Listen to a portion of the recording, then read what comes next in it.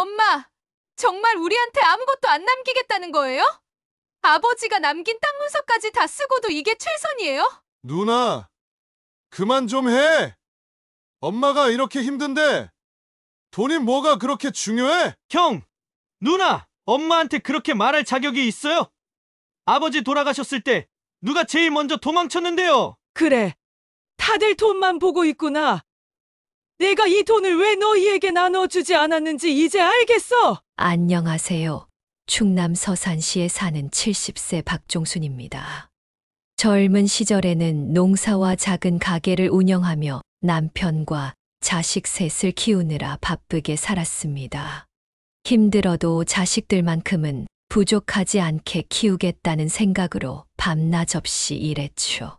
지금은 남편이 세상을 떠나고 혼자 농장에서 조용히 살고 있습니다.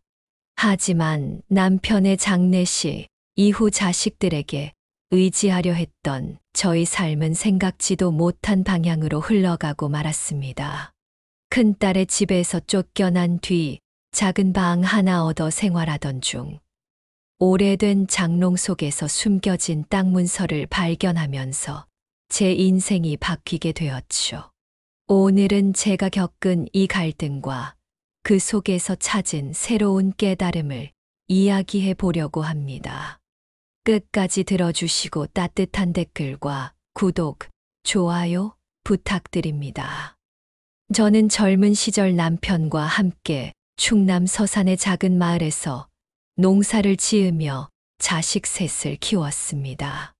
큰딸 은영이는 집안에서도 항상 똑부러지게 행동하던 아이였습니다. 초등학교 때 학예회에서 반장을 맡아 발표를 잘 마친 뒤 엄마, 내가 변호사가 되면 돈 많이 벌어서 엄마 힘들게 안 할게요라고 말하던 모습이 지금도 생생합니다. 둘째 아들 영철이는 늘 손재주가 좋아 집에 있는 고장난 물건들을 고치곤 했습니다. 한 번은 부엌 수도꼭지가 새자 작은 드라이버와 테이프를 들고 뚝딱 고쳐놓고는 엄마, 내가 커서 엄마 집은 무조건 고쳐줄 거야 라고 하던 모습이 떠오릅니다. 막내 영민이는 예술가, 기질이 다분해서 다른 형제들과는 조금 달랐습니다.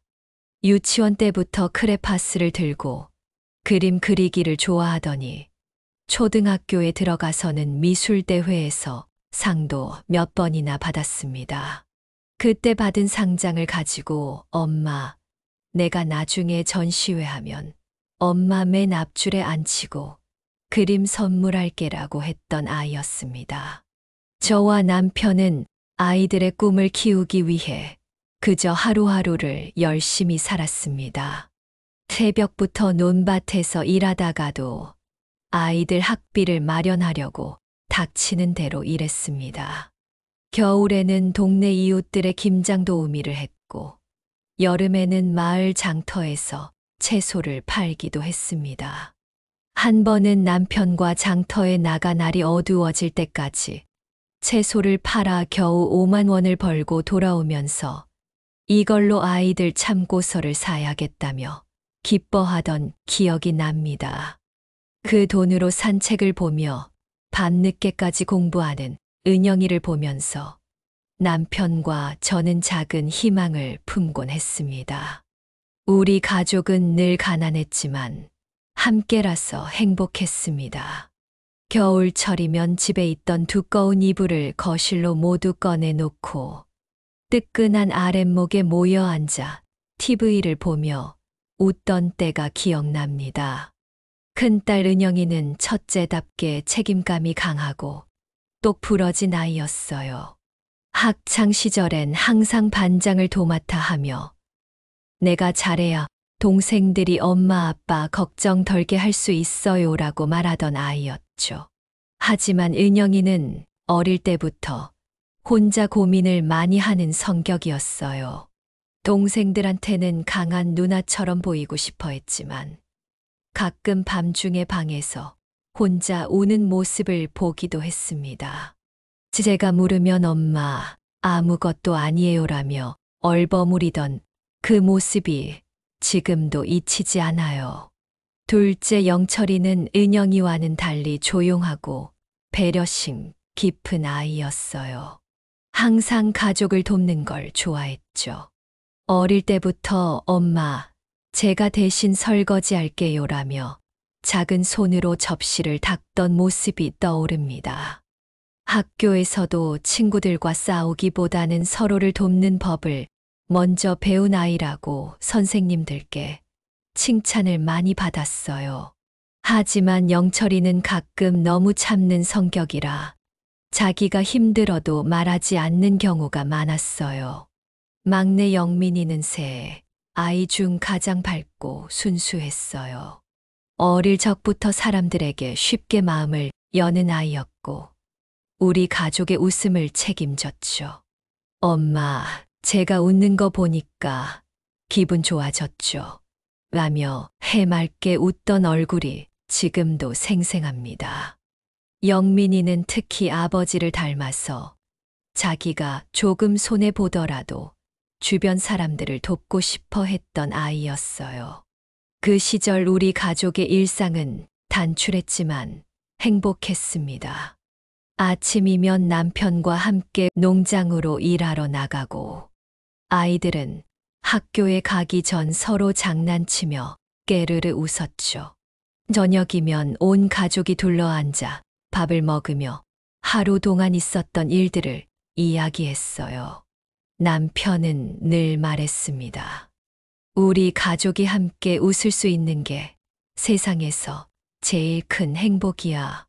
하지만 아이들이 중학교에 들어가면서부터 상황이 점점 어려워졌습니다. 교육비가 급격히 늘어나면서 남편은 농사만으로 부족한 생활비를 충당하기 위해 사업에 손을 대기 시작했습니다. 처음엔 농기구를 빌려주는 작은 사업으로 시작했지만 더 큰 수익을 내기 위해 빚을 얻어 확장했습니다. 저는 남편이 무리하고 있다는 것을 느꼈지만 아이들 교육비를 마련하겠다는 그의 의지를 꺾을 수가 없었습니다. 그 사이 은영이는 고등학교에서 전교 1등을 차지하며 명문대 진학을 앞두고 있었고 영철이는 기술고등학교에 진학해 실습에 매진했습니다.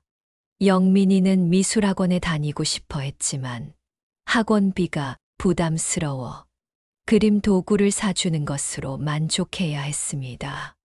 남편은 그런 상황에서도 다 키우고 나면 다 나아질 거야라며 가족을 위해 버텼습니다. 그 모습을 보며 저는 남편이 얼마나 힘들었는지 느낄 수 있었지만 제가 할 수 있는 건 곁에서 함께 버티는 것뿐이었습니다. 아이들은 그 상황을 모두 이해할 만큼 크지 않았지만 가족의 분위기가 무거워지는 걸 느꼈을 거예요. 은영이는 더 성숙해졌지만 점점 제게 마음을 열지 않았고 영철이는 늘 참아왔던 성격 탓에 속으로만 고민했으며 영민이는 아버지가 웃음을 잃자 가족을 웃기려 더 노력했어요. 아이들이 대학에 들어가면서부터는 경제적으로 더 힘들어졌습니다. 큰딸 은영이가 대학에 합격했을 때 저는 참 기쁘면서도 한편으로는 걱정이 앞섰습니다. 등록금이 어디서 나올까라는 생각에 남편과 밤늦게까지 머리를 맞대며 고민했습니다. 결국 남편이 사업 확장을 위해 큰 돈을 빌리는 쪽을 택했고 그때부터 모든 일이 잘못되기 시작한 것 같습니다. 남편은 사업 실패로 인해 점점 더 깊은 고민에 빠져 있었습니다. 빚 독촉에 시달리면서도 남편은 가족들에게는 아무런 내색도 하지 않았습니다. 남편은 항상 가족을 위해 열심히 일했던 사람이었습니다. 하지만 빚과 사업 실패로 점점 지쳐갔고 결국 그 고통을 견디지 못한 채 사고로 세상을 떠났습니다. 어느 날 아침 남편은 평소와 달리 제 손을 꼭 잡으며 말했습니다. 여보, 오늘 일이 잘 풀리면 우리 저녁엔 갈치조림이나 같이 먹읍시다. 그 말에 희망이 담겨 있는 듯 했지만 그의 표정은 어딘가 불안해 보였습니다. 그날 오전 11시쯤 낯선 번호로 전화가 걸려왔습니다. 김 사장님 부인 되십니까? 남편분이 교통사고를 당하셨습니다. 지금 병원으로 와주셔야 합니다. 혼란스러운 마음으로 병원에 도착했지만 이미 남편은 세상을 떠난 후였습니다. 경찰은 사고 당시 남편이 빚독촉 전화를 받고 있었고 그로 인해 순간적으로 부주의했던 것 같다고 말했습니다. 남편의 마지막 순간을 지켜보지 못했다는 사실이 저를 더욱 괴롭게 만들었습니다.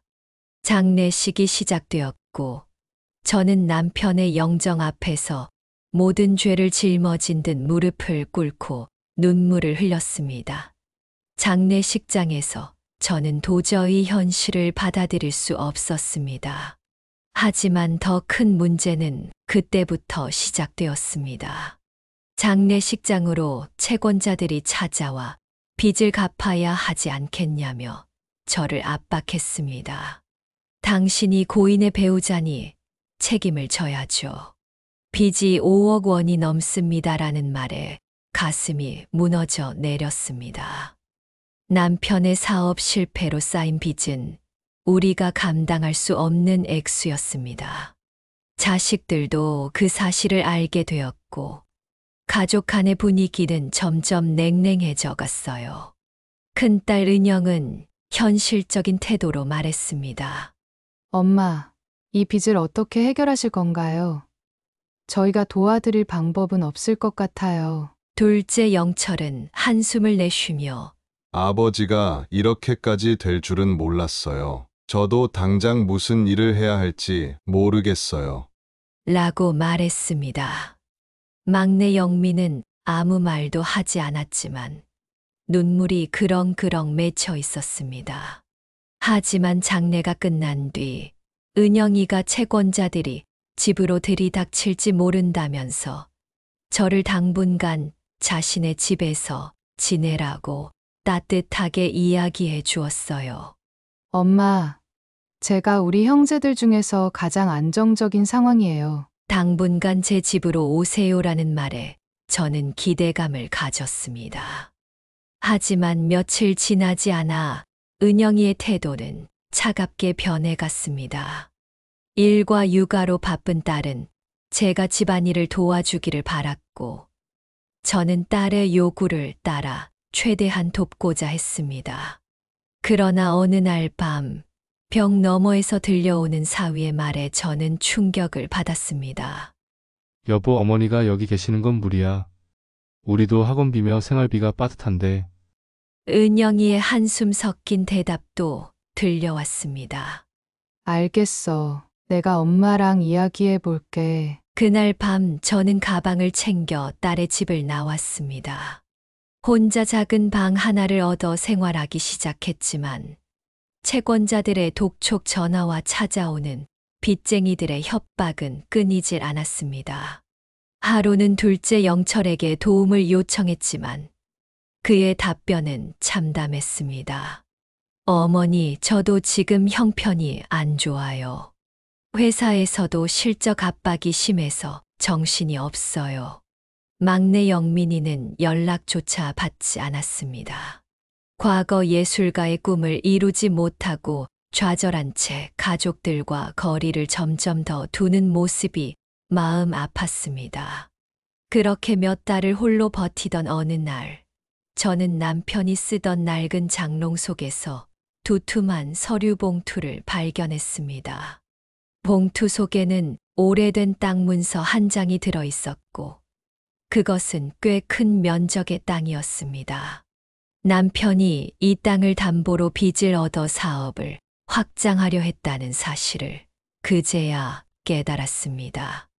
남편이 남긴 마지막 희망이었던 이 땅이 이제 저를 다시 일으켜 세울 유일한 수단이었습니다. 하지만 땅 문서를 어떻게 활용해야 할지 고민이 깊어졌습니다. 이것을 자식들에게 알릴 수도 없었고, 빚 문제를 해결하기 위한 계획을 스스로 세워야 했습니다. 남편이 남긴 땅 문서를 발견한 뒤, 저는 고민 끝에 땅을 매각하기로 결심했습니다. 채권자들의 독촉에서 벗어나기 위해선 그 방법밖에 없다고 생각했죠. 문제를 더 키우지 않기 위해 자식들에게는 비밀로 하기로 했습니다. 그러나 제가 은행을 방문해 땅 문서를 처리하던 날, 우연히 큰딸 은영이와 마주쳤습니다. 엄마, 은행에서 무슨 일로 오셨어요? 요즘 돈 문제로 힘드실 텐데. 당황한 저는 아무렇지 않은 척 말했습니다. 그냥 대출 상환 문제 때문에 왔다.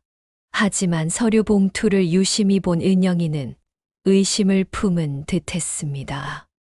며칠 뒤 은영이는 작은 방으로 찾아와 직접 물었습니다.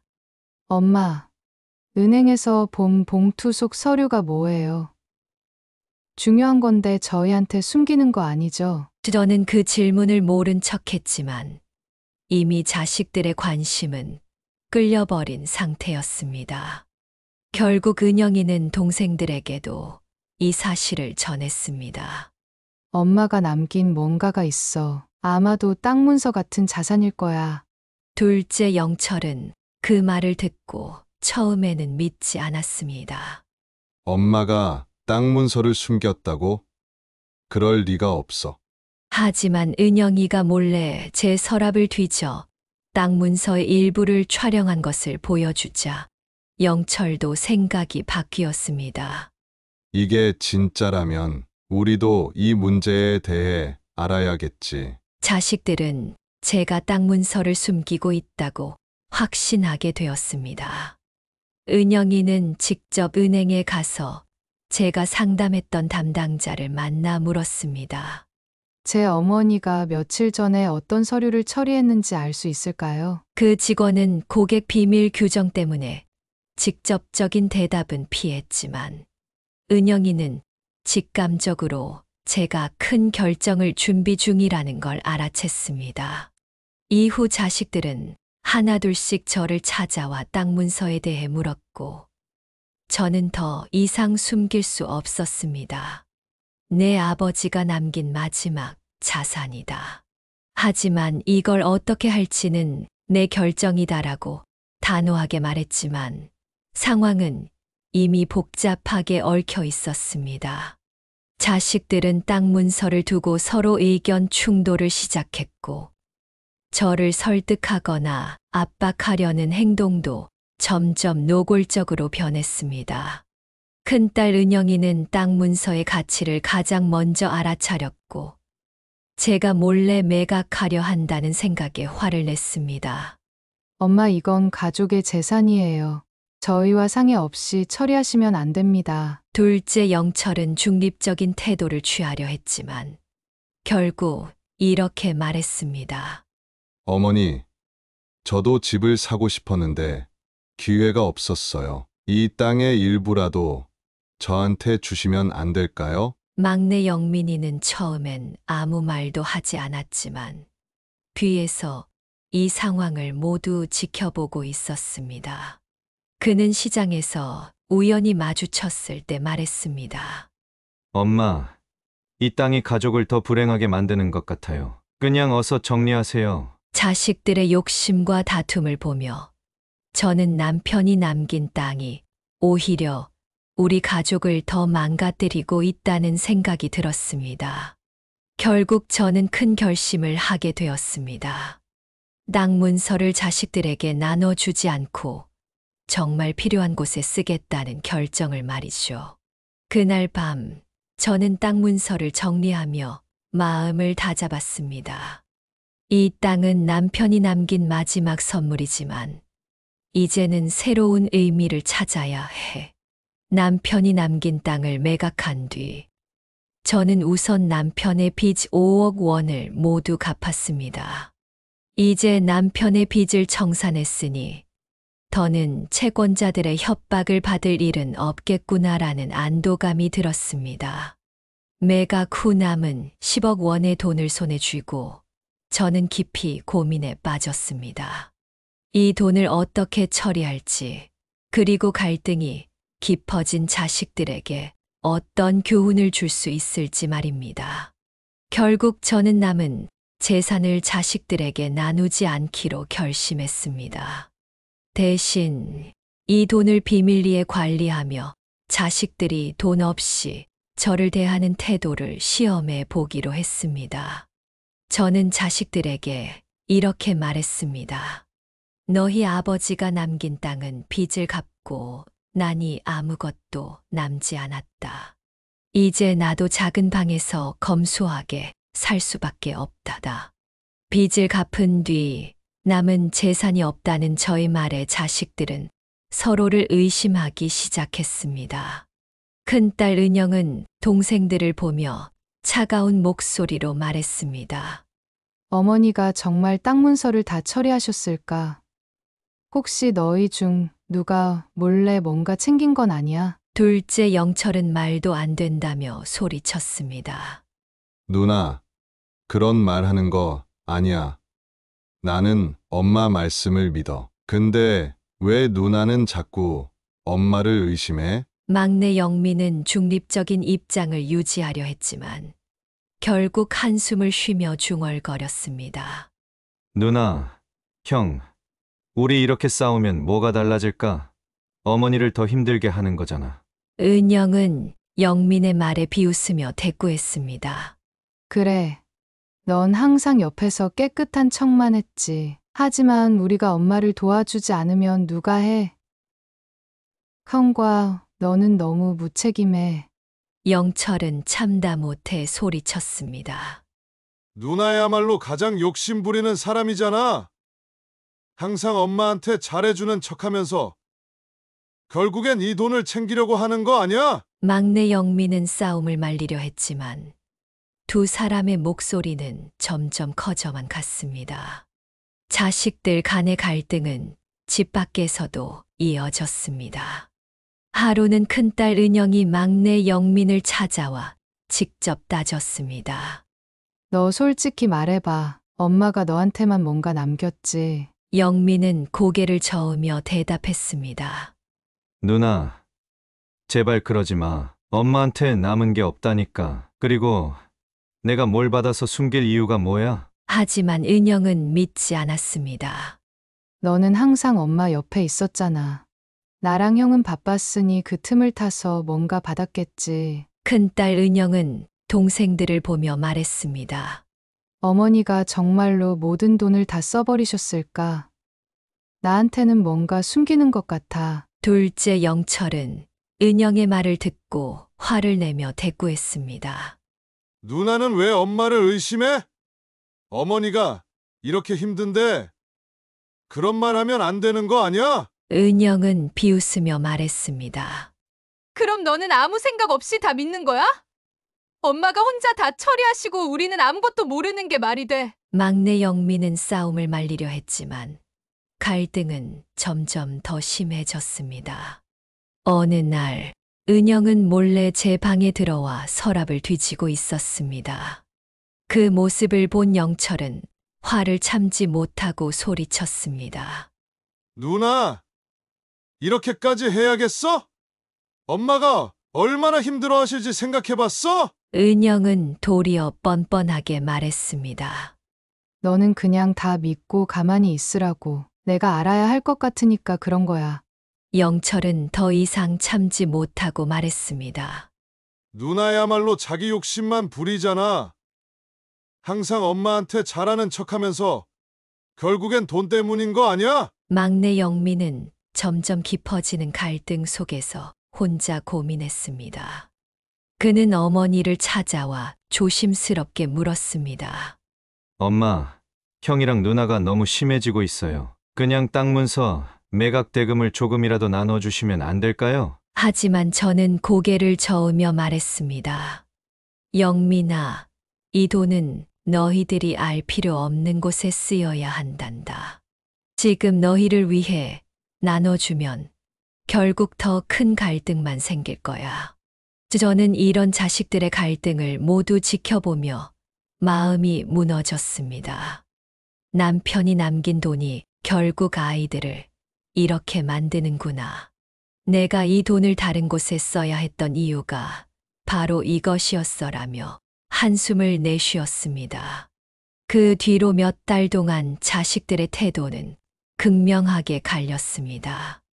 큰딸 은영이는 더 이상 저를 찾지 않았고 제가 도움을 요청할 때도 냉담하게 대했습니다. 엄마, 저도 지금 바빠서요. 아이들 학원비와 생활비가 빠듯한 상황이에요라는 말로 전화를 서둘러 끊곤 했습니다. 둘째 영철은 형식적으로 안부를 묻는 전화만 했고 더 이상 어머니를 돕는 모습은 보이지 않았습니다. 자식들이 크게 다투는 소리를 들으며 저는 결심했습니다. 이대로는 안 되겠어. 이 돈이 아이들에게 미움을 키우는 씨앗이 될 거라면 내가 모두 정리해야만 해. 막내 영민만이 가끔 작은 방으로 찾아와 식사를 함께하며 이렇게 말했습니다. 엄마, 땅이 없어도 괜찮아요. 우리 그냥 지금처럼 살면 되죠. 저는 영민의 진심 어린 태도에 마음이 움직였지만 여전히 모든 자식들의 행동을 시험하고 싶었습니다. 어느 날 저는 병원비가 필요하다는 거지 핑계를 대고 자식들에게 도움을 요청했습니다. 큰딸 은영이는 냉정하게 말했습니다. 엄마, 요즘 저도 생활비 때문에 여유가 없어요. 병원비는 국가 지원을 받아보세요. 둘째 영철은 잠시 고민하다가 제가 조금이라도 보내드릴게요라며 최소한의 돈만 보냈습니다. 막내 영민은 직접 작은 방으로 와 제가 필요한 물건들을 챙겨주고 병원까지 동행했습니다. 이런 모습들을 보며 저는 결심했습니다. 이대로는 안 되겠어. 이 돈이 아이들에게 미움을 키우는 씨앗이 될 거라면 내가 모두 정리해야만 해. 저는 다음 날 새벽 은밀히 은행으로 향해 남은 돈을 손주들을 위한 장학기금으로 돌리기로 했습니다. 그리고 자식들에게는 편지를 남겼습니다. 너희 아버지가 남긴 돈은 이제 더 이상 갈등의 씨앗이 되지 않을 거야. 내가 진정으로 남겨야 할 것은 돈이 아니라 너희가 가족으로서 다시 화해하고 사랑할 기회야. 너희 아버지가 남긴 유산은 빚을 갚고도 남았지만 너희에게 나누지 않기로 했다. 나는 그 돈으로 손주들의 미래와 어려운 이웃들을 위해 쓰기로 했다. 돈 없이 나를 대하던 너희의 태도를 보며 내가 무엇을 남겨야 할지 확신이 들었다.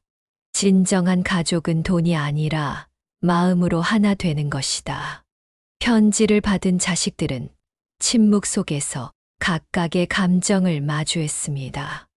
남편이 남긴 유산을 정리하고 빚을 모두 갚은 후 저는 다시 원래 살던 동네로 돌아왔습니다. 빚을 갚고 나니 채권자들의 협박도 사라졌고 이제는 제 이름으로 된 작은 집에서 살며 텃밭을 가꾸고 있습니다. 처음 집으로 돌아왔을 때는 남편과 함께 보낸 시간이 떠올라 눈물이 났습니다. 그러던 중 제가 시장에서 일을 돕다가 넘어져 병원에 실려갔다는 소식이 자식들에게 전해졌습니다. 제가 병원에 실려갔다는 소식을 들은 자식들은 처음으로 한자리에 모였습니다. 큰딸 은영은 병실 문 앞에서 한참을 망설이다 들어왔습니다. 저의 초췌한 얼굴을 보고는 눈물이 핑 돌았지만 여전히 어색하게 말을 꺼냈습니다. 엄마, 병원비는 걱정하지 마세요. 제가 알아서 처리할게요. 둘째 영철은 늦게 병실에 도착해 묵묵히 저의 손을 잡고 말했습니다. 막내 영미는 아무 말 없이 저의 곁에 앉아 눈물을 흘렸습니다. 큰딸 은영은 저에게 다가와 울먹이며 이야기했어요.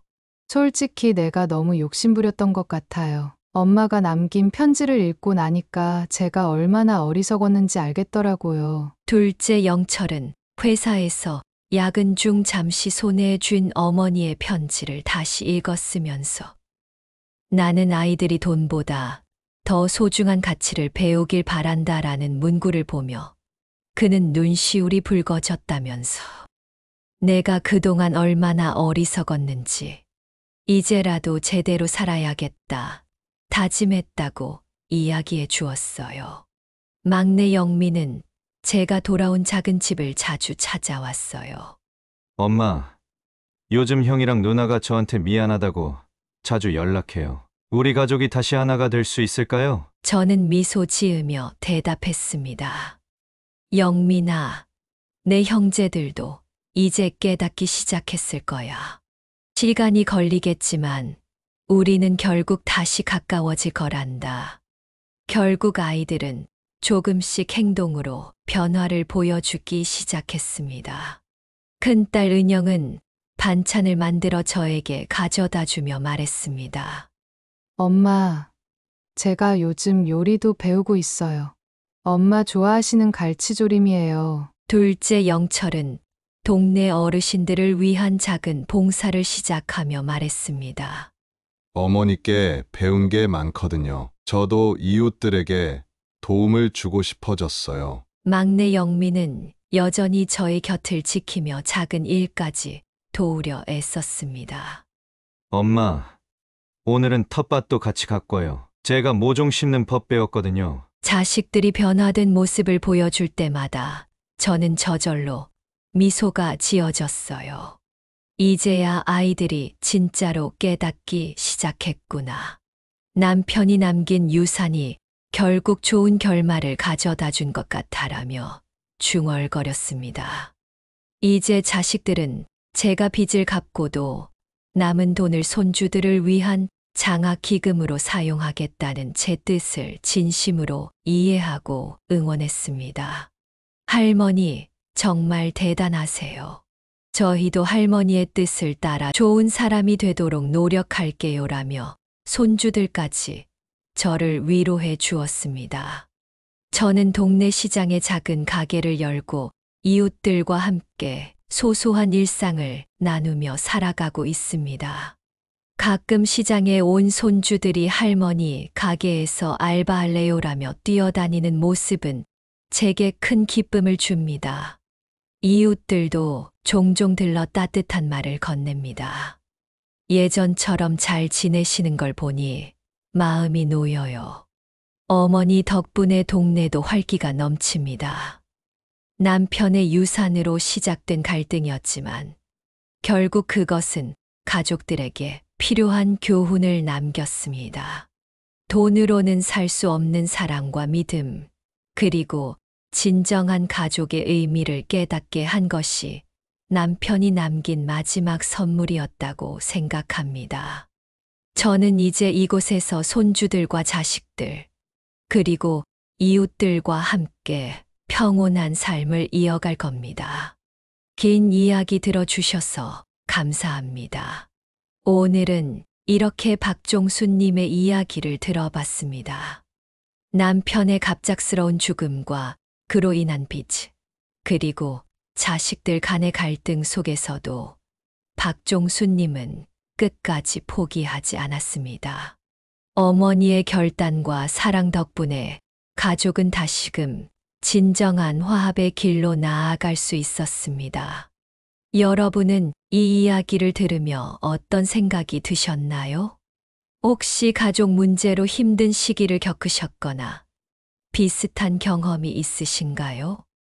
여러분의 소중한 경험이나 생각을 댓글로 나눠주세요. 다른 분들께도 큰 위로와 교훈이 될 수 있을 거예요. 또 이 이야기가 마음에 드셨다면 구독과 좋아요를 꼭 부탁드립니다. 여러분의 응원이 더 많은 이야기를 나눌 수 있는 힘이 됩니다. 오늘도 시청해 주셔서 감사드리며 여러분의 가정에 항상 따뜻한 행복이 가득하시길 바랍니다. 다음 영상에서 또 뵙겠습니다. 감사합니다.